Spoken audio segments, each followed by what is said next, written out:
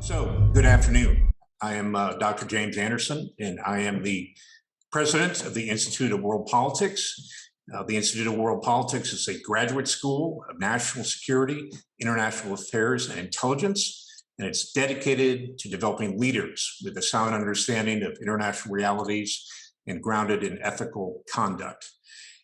It's my pleasure this afternoon to host the distinguished guest that we have. The Honorable David J. Trachtenberg, who is currently serving as the Vice President at the National Institute for Public Policy. We are delighted to have him here this afternoon to talk about a very important topic, the evolution of U.S. nuclear policy, continuity, and change. And I think most of our attendees have had a chance to look at his distinguished bio, but let me summarize a couple points for you by way of introduction.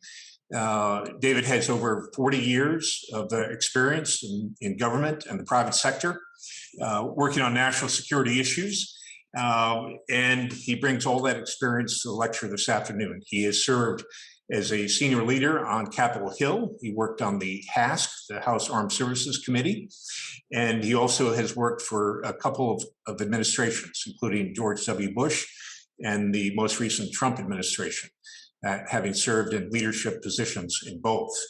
And his most recent government title, he served as a Senate-confirmed official as the Deputy Undersecretary of Defense for Policy from 2017 to 2018. I'm sorry, to 2017 to 2019. And in that capacity was responsible for a wide range of the entire universe of policy issues, from nuclear weapons to Arctic security to civilian casualties and everything in between. And I would say his only lapse in judgment was to recommend that I follow in his footsteps after he departed the Pentagon.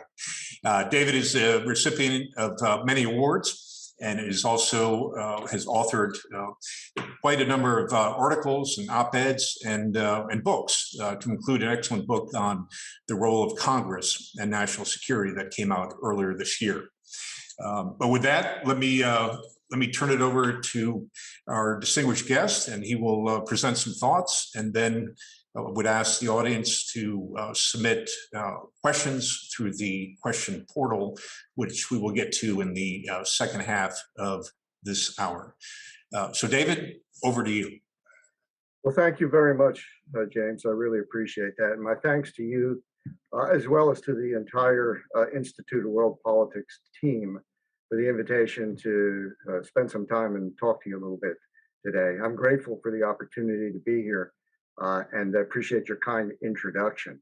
The Institute of World Politics has a distinguished history of educating students on the importance of statecraft and the integration of different elements of power in the furtherance of U.S. national security goals and objectives, to include not only military, but economic, political, and diplomatic levers of power. Some have referred to this as a whole of government approach. And I think it's a necessity in today's complex and dynamic, increasingly dynamic strategic environment.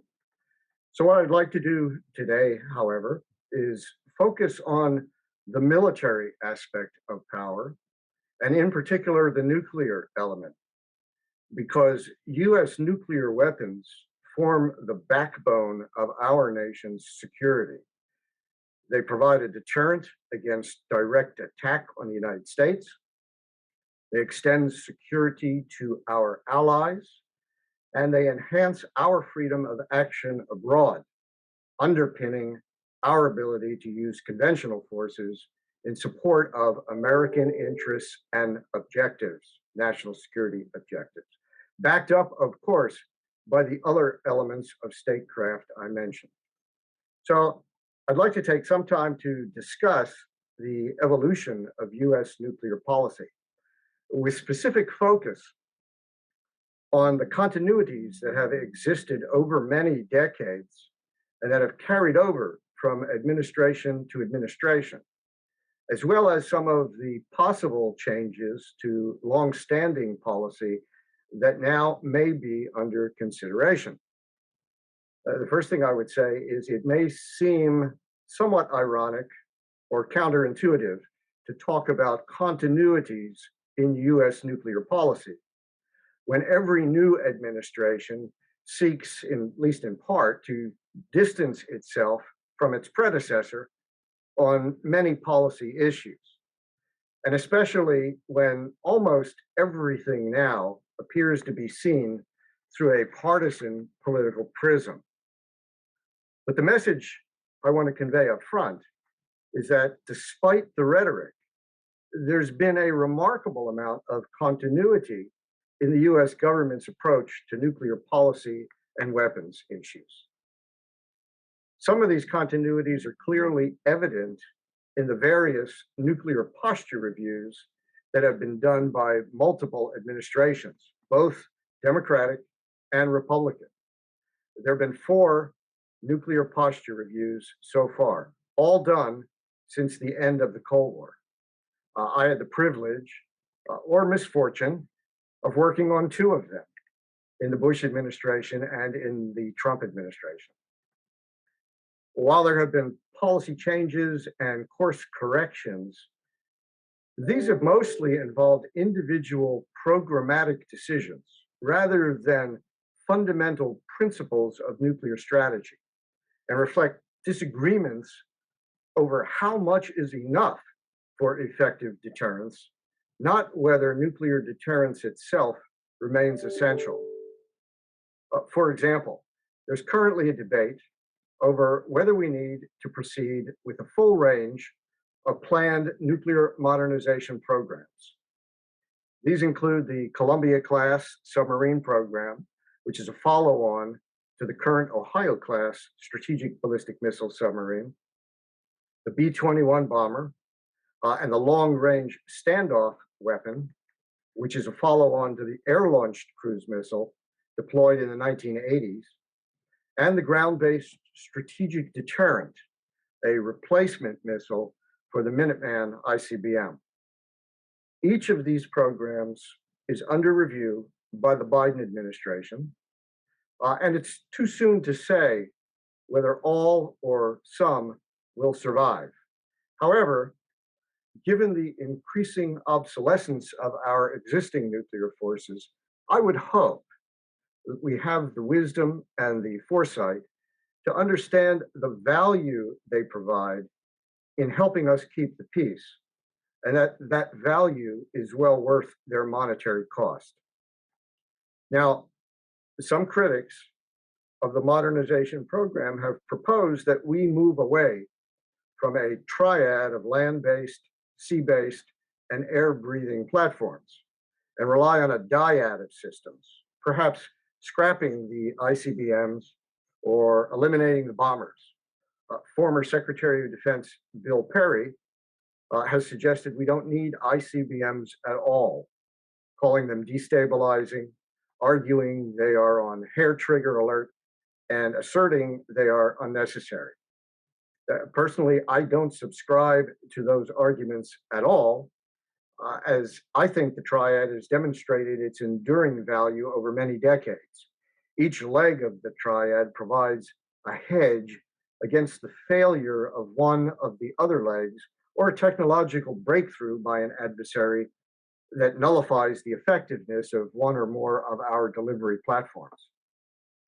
Historically, there's been no daylight between administrations of both parties on the value the triad provides. And despite some pockets of opposition, there has been significant bipartisan support on Capitol Hill for proceeding with the current nuclear modernization plans. I would add that the current modernization program was actually initiated by the Obama administration and supported in full by the Trump administration, again, demonstrating a bipartisan consensus for upgrading our aging nuclear delivery systems. I believe this modernization effort is long overdue and absolutely essential. especially in today's geopolitical environment in which great power competitors like China and Russia are engaged in an extensive nuclear buildup of their own and seek to use their nuclear potential for coercive purposes, including to prevent the United States from intervening when they seek to expand their territorial ambitions. Despite calls in some quarters to eliminate nuclear weapons entirely, and what I consider to be an impractical UN sponsored treaty on the prohibition of nuclear weapons that purports to do so, there remains a strong bipartisan consensus in the United States that nuclear deterrence remains essential to US security. The issue of how many nuclear weapons are enough for deterrence and whether other elements of national power can be employed instead in order to reduce our reliance on nuclear weapons remain topics of controversy decades after the fall of the Soviet Union and the end of the Cold War. Yet, despite these disagreements, the fundamental tenets of US nuclear weapons policy and strategy have remained remarkably consistent. So let me take a couple minutes to mention some of these continuities in US nuclear policy that have existed on a bipartisan basis over Republican and Democratic administrations, continuities which reflect broad principles of agreement. Now, I suspect most, if not all, of these are likely to be supported by the Biden administration as it conducts its own review of US nuclear posture. For example, every administration has considered nuclear weapons to be weapons of last resort. They represent a unique category of weaponry, as only the president may authorize their use. This has been an issue that's generated some controversy lately with respect to nuclear launch authority. But only the president has the authority to order the use of nuclear weapons. Despite this, some have proposed to remove the president's sole authority in this area, arguing that it is an outdated Cold War relic that circumvents the Congress's constitutional authority to declare war. Personally, I am wholly unpersuaded by this argument, but the Biden administration is being asked to consider it in its nuclear posture review. Second, because of the unique role of nuclear weapons, their safety, security, and control have always been considered of paramount importance. This principle has led to the development of special safeguards for nuclear weapons, like the two-man rule, or detailed authentication procedures for their launch, permissive action links, storage site protection, and other types of protective measures. How important is this? Well, I think we all remember, or at least many of us remember, what happened in 2007 when nuclear cruise missiles were mistakenly loaded onto a bomber and flown from Minot to Barksdale Air Force Base. Both the Secretary of the Air Force and the Air Force Chief of Staff lost their jobs as a result. Safety, security, and positive control is key. Third, every administration has considered the nuclear triad to be valuable and essential to US security. As I mentioned, the triad provides resilience, survivability, flexibility, and a hedge against the potential failure of one leg or an adversarial technological breakthrough. Fourth, every administration has considered the so-called nuclear umbrella essential to US and allied security. The United States extends its nuclear security guarantees literally to dozens of other countries, including all of our NATO allies. Our extended deterrent is one of the greatest disincentives to proliferation, to other nations seeking to develop or acquire nuclear weapons on their own. And I don't foresee any change in the important role that US nuclear weapons play in extending deterrence to others. Uh, Fifth point, every administration has considered and rejected a minimum deterrence, a so-called minimum deterrence force, as inadequate for guaranteeing US security. Even President Carter, who declared that only one of our strategic submarines could destroy 250 of the Soviet Union's largest urban industrial areas, recognized that for effective deterrence, the United States required more than just a minimum deterrent force. In fact, it was President Carter who signed Presidential Directive 59, PD 59, the so-called countervailing strategy, which actually laid the groundwork for the Reagan buildup that followed. Now, what areas of continuity or consistency in nuclear policy might be changed as a result of the Biden administration's ongoing review of US nuclear posture? Let me mention two possibilities in particular. First is the issue of sole purpose. In other words, what is the purpose of our nuclear arsenal, and should its sole purpose be to deter nuclear attack on the US homeland or our allies? Now, when running for the presidency last year, then candidate Biden stated that, quote, the sole purpose of the US nuclear arsenal should be deterring and, if necessary, retaliating against a nuclear attack, end quote. However, that has never been the sole purpose of our nuclear arsenal. During the Cold War, the United States relied on its nuclear weapons to deter a massive Soviet invasion of Western Europe. President Eisenhower's New Look, so-called New Look policy, relied heavily on the threat to use nuclear weapons as a deterrent to Soviet conventional aggression. Other presidents, including Truman, Kennedy, Nixon, Carter, and George H.W. Bush, signaled a willingness to rely on US nuclear forces to prevent conventional aggression. They may not have liked it, but they recognized the inherent deterrent value of threatening to respond to conventional aggression, if necessary, with nuclear weapons. President Kennedy reportedly told his Joint Chiefs of Staff, quote, a Soviet move on Berlin leaves me with only one alternative, which is to fire nuclear weapons. In addition, the United States has relied on its nuclear arsenal to deter attacks using other weapons of mass destruction, such as chemical or biological weapons.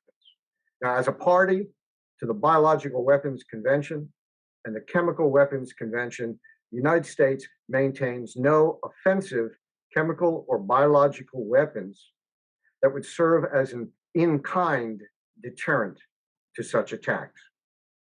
Even the Obama administration, which sought to reduce the role of nuclear weapons in our national security strategy, recognized that the utility of these weapons extended well beyond deterring only nuclear attack and rejected sole purpose arguments, noting there remains a narrow range of contingencies in which US nuclear weapons may still play a role in deterring a conventional or chemical or biological weapons attack against the United States or its allies and partners. The United States is therefore not prepared at the present time to adopt a universal policy that deterring nuclear attack is the sole purpose of nuclear weapons. Now, although the Obama administration sought to establish conditions under which such a policy could be safely adopted, those conditions never materialized. Given the use of chemical weapons by Russia, North Korea, and Syria, the reemergence of great power competition, and the more aggressive actions taken by both China and Russia in recent years, I would argue this is hardly the time to adopt a sole purpose nuclear policy. The second area likely to come under review by the Biden administration is the issue of no first use of nuclear weapons. In 2017, then Vice President Biden stated, quote, "Given our non-nuclear capabilities and the nature of today's threats, it's hard to envision a plausible scenario in which the first use of nuclear weapons by the United States would be necessary or make sense," end quote. Various groups and organizations have been seeking to pressure the Biden administration to adopt a no first use policy by declaring that the United States will not be the first party to use nuclear weapons. In fact, several months ago, Senator Elizabeth Warren, a member of the Senate Armed Services Committee, and the House Armed Services Committee Chairman Adam Smith reintroduced a bill called the No First Use Act to codify as a matter of policy that the United States will not use nuclear weapons first. Of course, such a policy would overturn decades of bipartisan support for maintaining the option to respond to aggression by threatening the use of nuclear weapons, and as every administration has concluded, would likely undermine the credibility and effectiveness of the US nuclear deterrent, as well as the viability of the US extended deterrent, the so-called nuclear umbrella. I believe any changes to these fundamental principles would be a serious mistake. A no first use declaratory policy conveys little benefit and carries significant risks, not the least of which is it would raise serious questions about the viability of the security guarantees that the United States provides to dozens of allies. In the wake of our chaotic departure from Afghanistan, I would argue the last thing we need are additional reasons to raise doubts in the minds of others over American resolve and the credibility of America's extended deterrence commitments. So let me spend a couple of minutes here now to look at the various nuclear posture reviews that were done to see where there are other areas of similarity and difference. All were done after the end of the Cold War, when the issue of what to do about US nuclear weapons in the absence of a Soviet threat became an item of significant debate. First was the Clinton Nuclear Posture Review. The Clinton NPR was completed in 1994. It was the first review of US nuclear posture undertaken in the new post-Cold War strategic environment. And as such, it provided an opening for advocates of a post-Cold War peace dividend to argue for reductions in American nuclear potential and spending on nuclear weapons. The purpose of the review, which by the way was co-chaired by Ash Carter, who later became the Secretary of Defense in the Obama administration and played a key role in the 2010 Nuclear Posture Review, was to help shape a future by creating, in the words of the NPR, a world in which the role of nuclear weapons is reduced, and also to build a cooperative relationship with Russia to help prevent proliferation of weapons of mass destruction.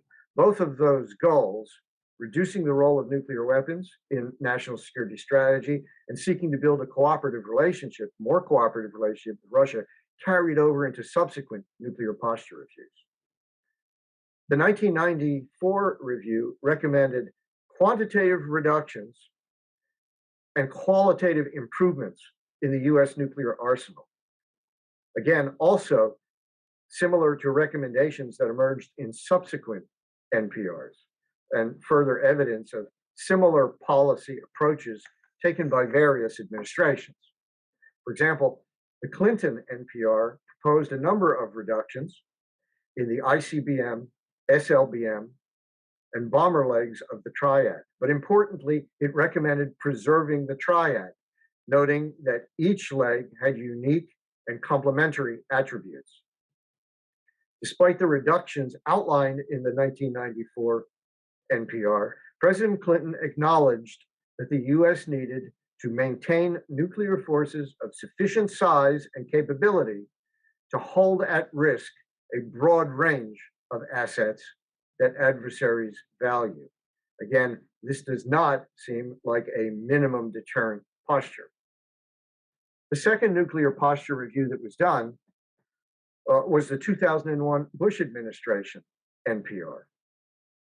Like its predecessor, the 2001 NPR also started from the premise that the global security environment had changed and that Russia was no longer an enemy. Accordingly, it stated that the United States will no longer plan, size, or sustain its forces as though Russia presented merely a smaller version of the threat posed by the former Soviet Union. The big concern at the time was rogue states, the so-called rogue states, like North Korea, seeking weapons of mass destruction. And the 2001 NPR argued that deterrence was increasingly uncertain.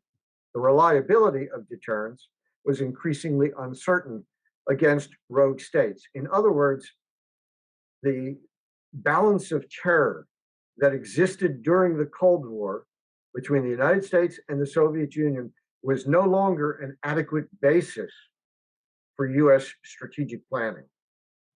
The Bush nuclear posture review called for a broad range of strategic capabilities necessary to tailor deterrence in credible ways. Among other things, it noted that a strategic posture that relies solely on offensive nuclear forces is inappropriate for deterring the potential adversaries we will face in the 21st century.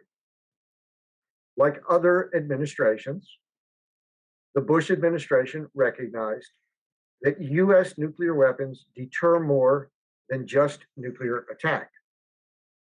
And like the Clinton nuclear posture review, the Bush NPR also sought to reduce the role of nuclear weapons in US national security strategy, proposing quantitative reductions combined with qualitative improvements in the US nuclear arsenal. One of the unique aspects of the Bush NPR was reflected in its articulation of a new construct called the New Triad, consisting of strike forces, including nuclear and advanced conventional forces, defenses, including missile defenses, and what was termed responsive infrastructure, basically to support the other elements of the strategy. Critics of the Bush NPR often mischaracterized it as rejecting deterrence in favor of nuclear warfighting, or blurring the distinction between nuclear and conventional forces, increasing the emphasis on nuclear weapons, lowering the nuclear threshold, and making nuclear weapons more usable. In fact, it did nothing of the sort. It did not change the fact that only the president can authorize nuclear use. It supported substantial nuclear reductions that resulted in the Moscow Treaty signed between the United States and the Russian Federation that reduced the number of deployed nuclear weapons from some 6,000 to between 1,700 and 2,200, the largest reduction to date in the US nuclear arsenal. And it provided for additional means to bolster deterrence with advanced conventional and strategic defensive capabilities. In 2010, the Obama administration released its nuclear posture review. And whereas President Obama was thought to reject many of the policies of his predecessor, on nuclear policy, I would argue, there were interesting areas of similarity and continuity. For example, the 2010 NPR also focused on reducing the role of nuclear weapons in US national security strategy. In this case, in part, by reducing the number of nuclear weapons through arms control agreements. Along with the release of the NPR in April of 2010, the US signed the New START Treaty with Russia. The NPR also reaffirmed the importance of extended deterrence and the assurance of allies, noting that American investments in prompt global strike capabilities and regional missile defense capabilities will help maintain the credibility of our deterrent, assure allies, and discourage them from acquiring their own nuclear weapons. Sound familiar? It should. The NPR, the 2010 NPR, also emphasized the importance of sustaining a safe, secure, and effective nuclear arsenal, another constant theme highlighted by previous administrations. It emphasized the need to modernize the strategic nuclear triad, and it supported billions of dollars of new investments in the nuclear enterprise to rebuild America's aging nuclear infrastructure. In short, the Obama Nuclear Posture Review actually reiterated many of the themes expressed in the Bush Nuclear Posture Review, including reducing the role of nuclear weapons and the number of nuclear weapons in US national security strategy, seeking to work cooperatively with Russia, not as an adversary, but as a partner, developing advanced conventional capabilities to strengthen deterrence, supporting missile defenses to protect US forces and assure allies, and investing in the nuclear enterprise to modernize its ability to support our deterrence requirements. These continuities may seem strange given the different worldviews of Presidents Bush and Obama, but again, they reflect longstanding bipartisan tradition in the area of nuclear policy. Where the 2010 Nuclear Posture Review broke with tradition, and in particular with its predecessor, was in its focus on nuclear proliferation and terrorism as the most immediate and extreme danger.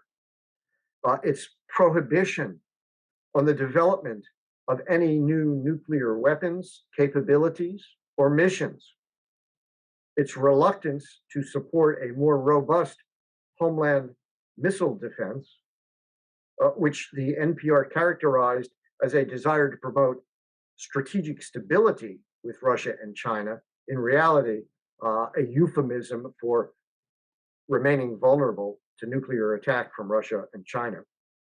And its desire to seek the ultimate elimination of nuclear weapons worldwide, which President Obama admitted was unlikely to occur anytime soon. Now, the last nuclear posture review that was done was the Trump Nuclear Posture Review in 2018. What changed between 2010 and 2018 was the strategic environment. And the national defense strategy highlighted the reemergence of great power competition. Russia had become increasingly aggressive, invading Georgia, seizing Crimea, launching further military aggression against Ukraine, actually threatening nuclear attacks on NATO and non-NATO countries, violating the Intermediate Nuclear Forces Treaty, the INF Treaty, as well as the Open Skies Treaty, elevating the role of nuclear weapons in its own security strategy, and developing multiple new nuclear weapons systems, including a variety of systems unconstrained by existing arms control agreements. The Trump Nuclear Posture Review recognized these ominous trends and called for a tailored, flexible nuclear strategy to strengthen deterrence, acknowledging that there is no one-size-fits-all for deterrence. Despite the different worldviews of President Obama and President Trump, the 2018 NPR fully supported the nuclear modernization program initiated by the Obama administration, proposing only two modest supplemental capabilities: a low yield ballistic missile warhead and a nuclear armed sea launched cruise missile. Neither of these capabilities are new, and both are intended to dissuade Russia, in particular, from believing it could escalate to de escalate a conflict in its favor by exploiting any nuclear advantage it currently possesses. The low yield ballistic missile warhead has been deployed on US submarines. However, the nuclear sea launched cruise missile will take years to bring to fruition if it survives at all. There are indications the Biden administration may cancel this system as part of its own nuclear posture review. Such a decision, in my view, would be a mistake. I think the nuclear sea launched cruise missile would strengthen deterrence, provide the president with additional flexibility and options for responding to aggression, and help reassure allies, especially in the Indo-Pacific region, who are concerned about China's nuclear buildup and growing aggressiveness and assertiveness. Critics have focused on these two supplemental capabilities to accuse the Trump administration of having adopted a warfighting nuclear posture. I think that's nonsense. The paradox of deterrence is that it's based on the threat of punishment, which means you must have tools that are capable of exacting punishment. If your weapons are seen as unusable, how can they deter? How credible are our deterrent threats if they're based on weapons that cannot be used? We don't have nuclear weapons so that we can fight a nuclear war. We have nuclear weapons so that we can prevent a nuclear war. By doing what we can to dissuade any adversary or potential adversary from believing they have an exploitable military advantage that would allow them to strike with impunity. Unfortunately, it seems that anytime someone suggests we need tailored nuclear capabilities to bolster deterrence against a variety of potential adversaries, they're often accused by critics of having a nuclear warfighting mentality. I think this reflects a lack of understanding of what deterrence is all about.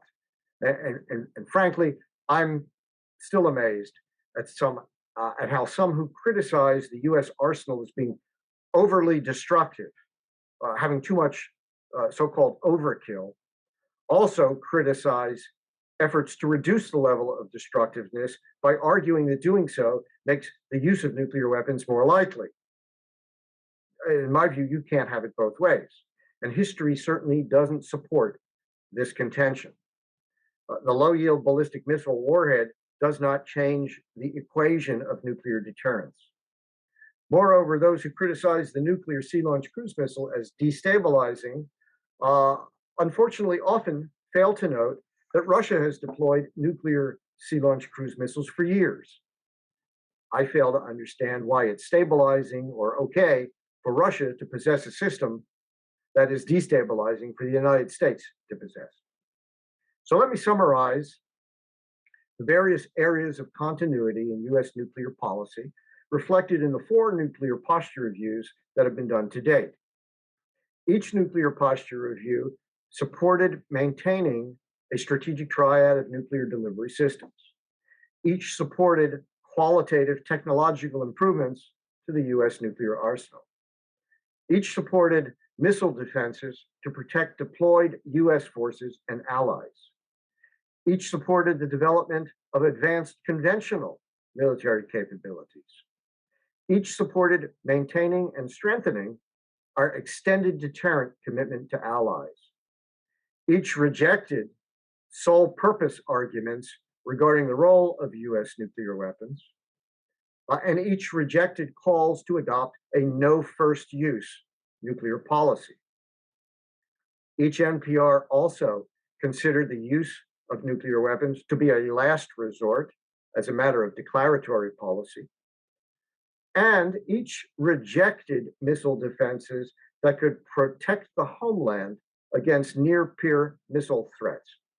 I think that's an issue that does need to be reassessed in light of what both Russia and China are doing with their own nuclear arsenals.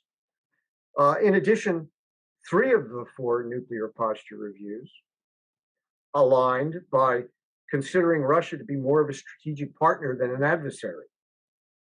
3 of the 4 sought to reduce the role of nuclear weapons in US national security strategy, and 3 of the 4 supported quantitative reductions in our nuclear arsenal. Clearly, the 2018 Trump nuclear posture review did not support those objectives in light of the changed strategic environment. 3 of the 4 also emphasized the need to revitalize the nation's nuclear infrastructure and rejected the goal of nuclear weapons elimination.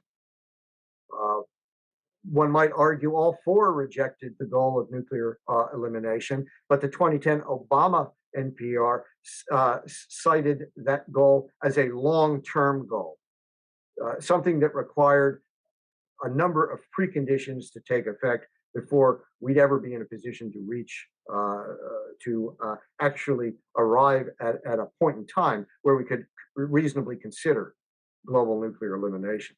So let me end here where I began.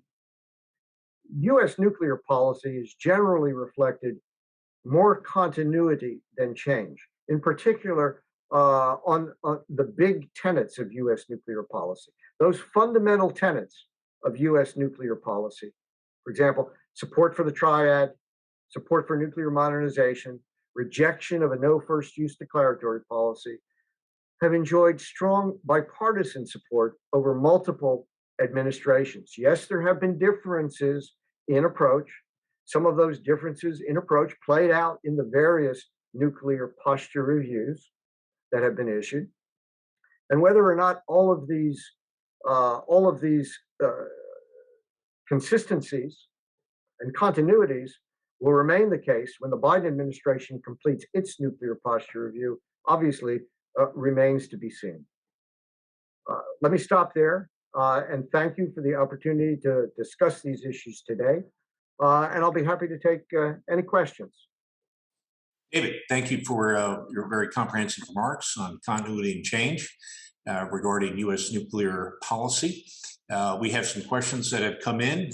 One of the questions has to do with the PRC and the growth of the China's arsenal over time. And there have been some recent reports, public reports, about the discovery of new missile fields. And I'm wondering, the question is, how should the United States respond and approach to the trajectory of the PRC's nuclear growth first, and then second and relatedly, do you think that the PRC may be open at some future point to strategic arms control, perhaps of the nature that was attempted for a brief spell during the Trump administration? Over to you. I think those are both excellent questions. In terms of how the United States should approach China's nuclear buildup, I think what China is doing, China is sending a clear message.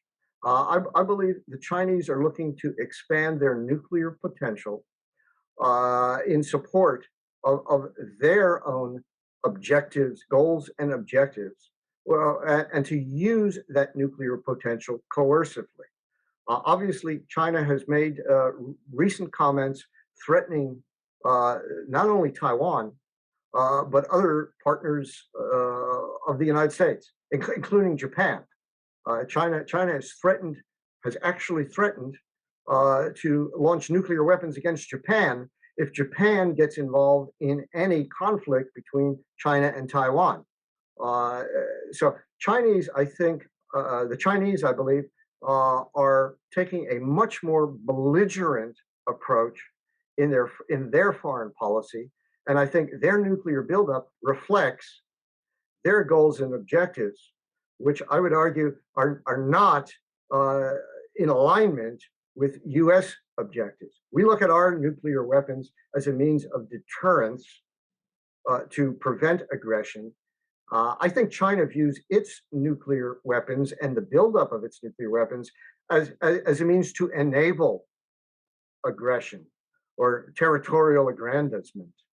And I think because our goals and objectives are different, I think it's going to be extremely difficult to get China to enter into a nuclear agreement with the United States, similar to the New START Treaty, uh, because I think the Chinese don't wish to be constrained in their nuclear buildup. That's not to say we shouldn't try, because I think bilateral arms control has now basically, in my view, run its course, and we need to be looking at China and trying to figure out how to deal with what China is clearly doing. I'm a bit skeptical that China would agree to arms control limits, because China's basic goals and objectives are different than ours, and it's really hard to get any kind of arms control agreement among parties that have different objectives. Hopefully, that answers the question. Thank you, David. We have another question that has to do with still other nuclear powers. And the question is, how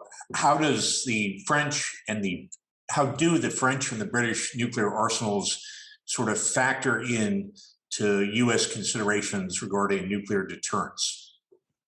Yeah, that's also a very good question. Obviously, the French and the British maintain their own independent nuclear deterrence, but France and Britain are part of the NATO alliance.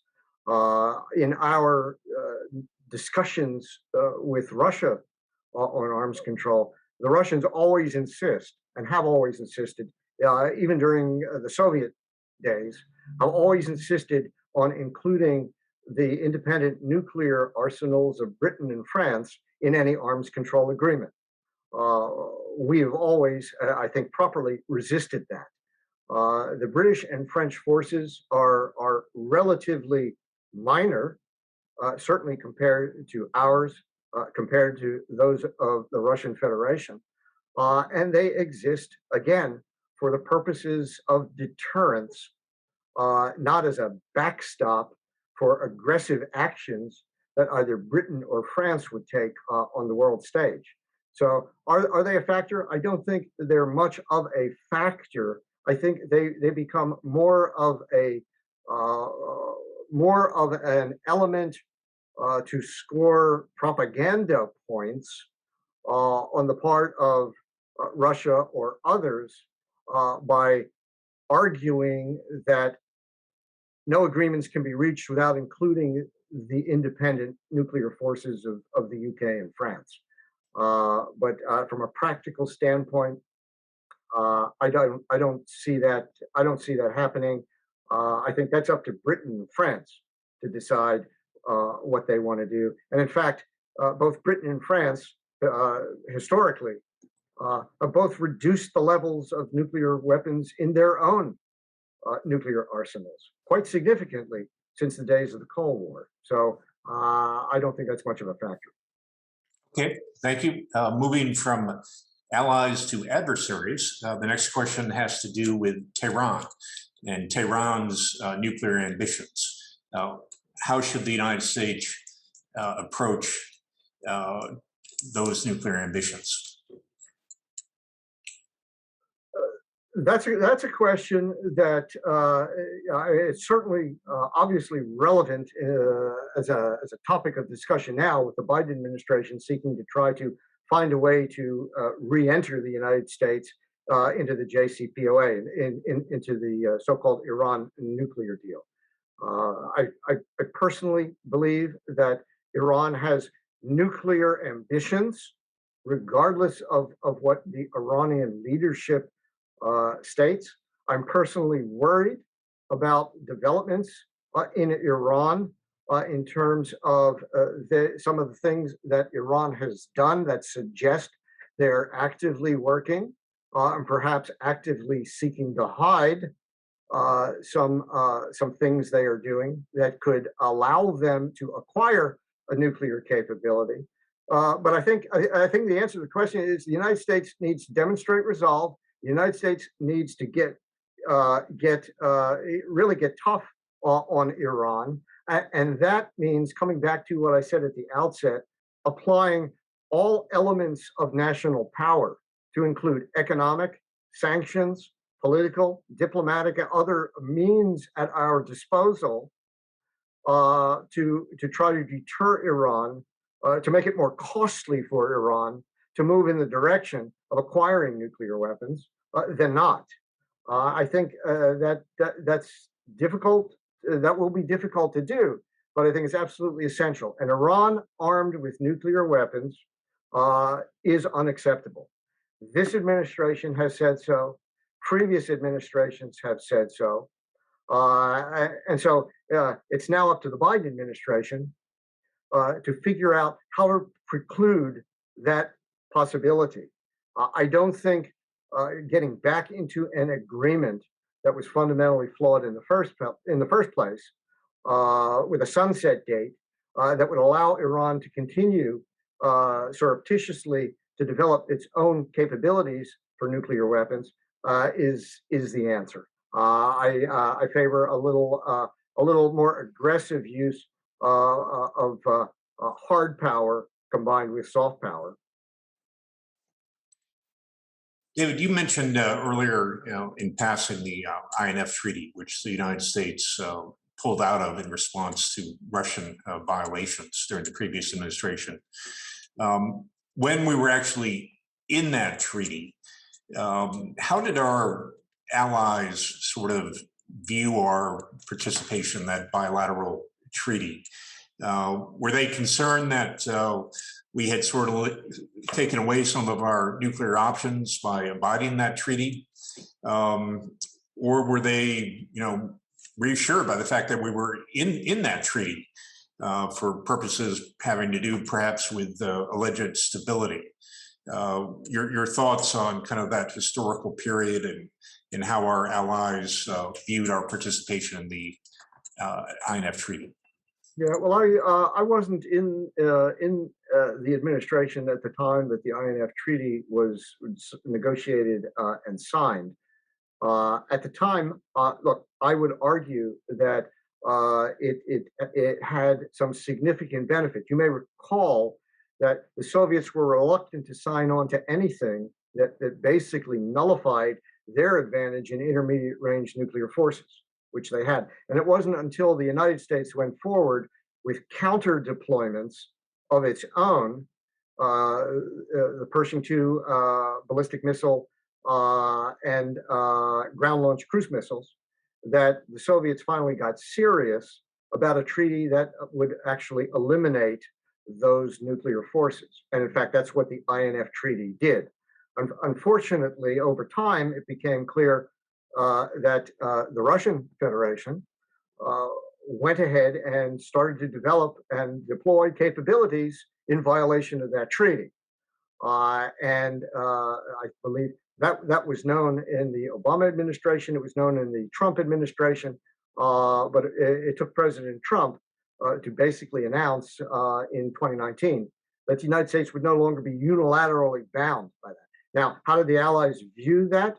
I think, the Allies, US allies generally appreciate arms control agreements between the United States and Russia, because there's a sense that they provide some degree of stability or predictability there.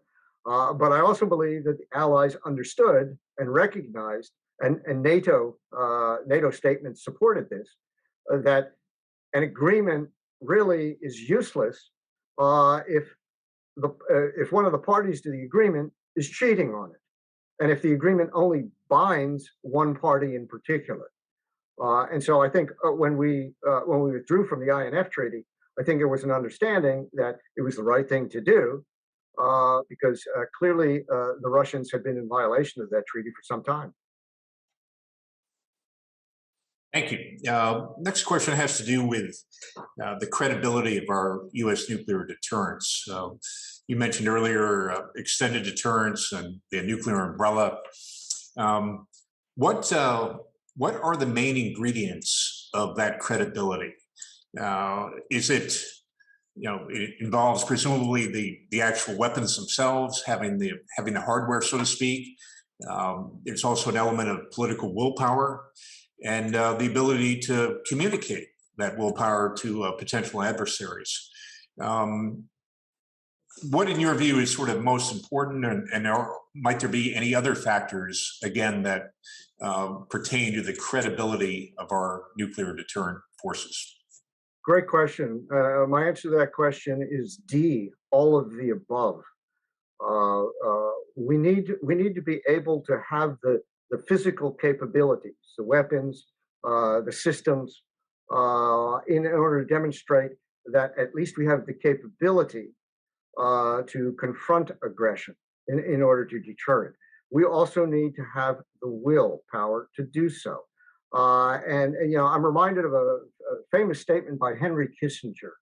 After he left office, he admonished the Allies, basically saying, stop insisting that the United States continue to extend security guarantees to you in a way that the United States is unlikely to do, because the United States itself is vulnerable, remains vulnerable. And I think it was a telling comment that Kissinger made. Of course, he admitted he wouldn't have said anything like that while he was still in office, but it's a telling comment because it's the credibility of U.S. deterrence guarantees that is ultimately what's driving the security policies of many of our friends and allies abroad. If our security guarantees are not seen as credible, then the benefit of our extended deterrent from a non-proliferation standpoint begins to fracture, I think. What happens if an ally or allies believe that the United States doesn't have the wherewithal or the resolve, the capability, the willpower to come to their defense if necessary? Remember, we are bound by treaty obligation to come to the defense of 29 other countries, including the Baltic states, Latvia, Lithuania, Estonia, other countries. Would the United States really risk going to nuclear war to defend those countries? We're bound by treaty to defend those countries if attacked. But do those countries see the United States security guarantee as credible? In fact, I think there have been a number of polls recently polling the populations in other countries. There was one about whether or not their own populations would support going to war to defend another NATO country if the other NATO country was attacked. Interestingly, not many. There wasn't a high percentage. I'll put it that way. So credibility is all important. We need the capability and we need the willpower. And part of that willpower is also exercised through the other elements of state power, through the other implements at our disposal to demonstrate seriousness on our part. It doesn't all have to be military, but our military credibility can be reinforced by taking political, diplomatic, economic, other types of actions that demonstrate an absolute commitment to the security of friends and allies abroad. David, thank you for that. I'm afraid that the hour has passed quickly, and that we're now out of time. And very much appreciate your willingness to share your insights and your experience this afternoon. And to include your last point there about the integration of different elements of power, that is certainly something that here at the Institute of World Politics we emphasize quite a bit. That to be effective, those different elements of national power need to be brought together in order for the U.S. to be successful in its national security strategy and its policy.